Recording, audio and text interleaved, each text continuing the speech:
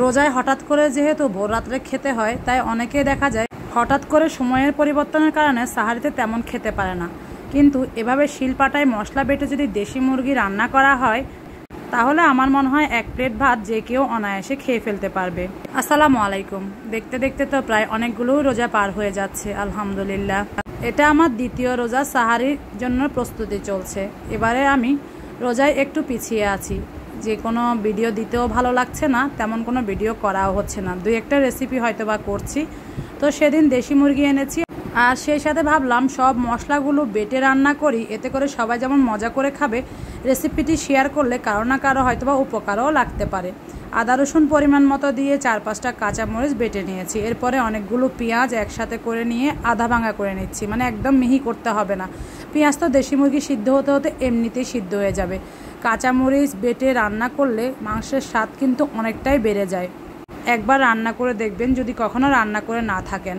মাংসগুলো আমি নিজে আগে কেটে ধুয়ে পরিষ্কার করে নিয়েছি। দেশি মুরগি কাটতে একটু কষ্ট, ভেবেছিলাম অনেক শক্ত হবে, কাটার সময় অনেক শক্ত লেগেছে, সিদ্ধ হতেও সময় লাগবে ভেবেছিলাম।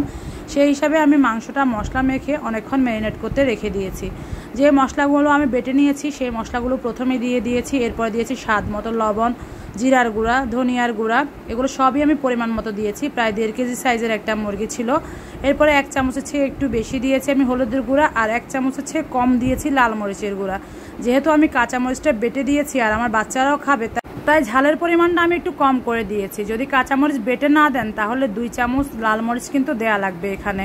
আর কাঁচামরিচ শুধুমাত্র দিতে চাইলে আরও 4-5টা বাড়িয়ে বেটে দিলে হবে।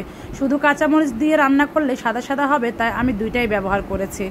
কাঁচামরিচের ঝালটাও পাবো, আবার লাল মরিচেরটাও পাবো। এরপরে সরিষার তেল দিয়ে ভালো করে মাখিয়ে আমি 2 ঘন্টার জন্য ঢাকনা দিয়ে ঢেকে রেখে দিয়েছিলাম। ইফতারের আগে মেখে রেখে দিয়েছি, আর রাতের 8টার দিকে আমি রান্নাটা চুলায় বসিয়েছি। এখন আমি মিডিয়াম লো হিটে মাংসটাকে খুব ভালো করে কষিয়ে নিব। অল্প আঁচে আস্তে আস্তে রান্না করলে মাংসটা যেমন তাড়াতাড়ি সিদ্ধ হয়ে যাবে, ঠিক তেমনি অনেক বেশি স্বাদ হবে। যেহেতু অনেকক্ষণ ধরে আমি মাখিয়ে রেখেছি, মাংসের মধ্যে মশলাগুলো খুব ভালো করে ঢুকে যাবে। এখন জাস্ট নেড়ে চেড়ে মাংসটাকে খুব ভালো করে আমি ভুনা করে নেব। ওই যে কাটার সময় আমার কাছে মনে হয়েছিল অনেক বেশি শক্ত হবে মাংসটা, আর মুরগিটাতে প্রচুর পরিমাণ তেল ছিল, যার কারণে আমি তেল দিয়েছি খুবই সামান্য, কিন্তু তারপরেও দেখেন কি পরিমাণ তেল বের হয়ে গিয়েছে। এটা মহিলা মুরগি ছিল, যার কারণে এত বেশি তেল। ডিম পাড়ার সময় হয়ে এসেছিল হয়তো বা। এরকম ডিম পাড়ার আগে আগে যে মুরগিগুলো না, এগুলো খেতে অনেক মজা হয়। মাংসটা যখন অনেকক্ষণ ধরে আমি ভুনা করে নিয়েছি একদম, তারপরে আমি দিয়ে দিয়েছি গরম পানি ঝোলের জন্য। এই 1 কাপ বা 1.5 কাপের মতো, এর বেশি লাগবে না একদমই। যেহেতু অনেকক্ষণ ম্যারিনেট করে রেখেছি, আবার অনেকক্ষণ ধরে মিডিয়াম আঁচেটাকে কষিয়েছি, তাই সিদ্ধ হতে খুব বেশি সময় কিন্তু দরকার নেই। এখন আমি বেশ কিছুটা টমেটো দিয়েছি। টমেটো দিলে গ্রেভিটা ঘন হবে, মাংসের কালারটা একটু লাল লাল হবে, এজন্যই দিয়েছি। যাদের কাছে মাংসে টমেটো ভালো লাগে না তারা দিবেন না, তবে আমার কাছে ভালো লাগে তাই দিয়েছি। ঢাকনা দিয়ে রান্না করতে করতে টমেটোগুলোও যখন একদম গলে মিশে গিয়েছে, সে পর্যায়ে দিয়েছি আমি মাংসের মশলা, আর দিয়ে দিয়েছি একটু ভাজা জিরার গুঁড়া। এতে করে মাংসের ফ্লেভারটা অনেকটাই ভালো আসবে। আর দেশি মুরগি যেহেতু একটু ঝোল ঝোল খেতেই ভালো লাগে, তাই অল্প একটু ঝোল রাখবো, খুব বেশি রাখবো না। সাহারিতে যেহেতু খুব বেশি খাওয়া হয় না, তাই ঝোলটা কম রেখেছি। রান্নার একদম শেষ পর্যায়ে সুন্দর দেখার জন্য একটু উপর থেকে ধনিয়া পাতা দিয়ে দিয়েছি, আর উপর থেকে তেজপাতাটা তুলে এভাবে আমি ফেলে দিচ্ছি, কারণ খাওয়ার সময় বাচ্চারা বিরক্ত হয়। অনেকে দেখবেন সাহারিতে একদমই খেতে পারবেন না, তাদেরকে এভাবে একবার মশলা বেটে রান্না করে দিয়ে দেখবেন, আপনার রান্নার অবশ্যই প্রশংসা করবে। সেই সাথে এই রমজানে সাহারিতে একটু ভাত শান্তি মতো খেয়ে আপনার জন্য অনেকটা দোয়াও করবে।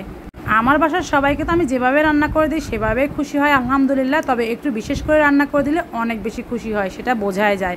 যেমন তেমন রান্না করে দিলে খুশি, আর বিশেষ করে রান্না করে দিলে খুশির মধ্যে পার্থক্যটা কিন্তু আমরা বুঝতেই পারি। রান্না আমার একদম শেষ, এটা আমি এমনিতেই নিয়ে নিয়েছি। দেখেন কতটা সিদ্ধ হয়েছে। তো আজকের রেসিপিটি কে কোথা থেকে দেখছেন জানাবেন। সবাই ভালো থাকবেন, আল্লাহ হাফেজ।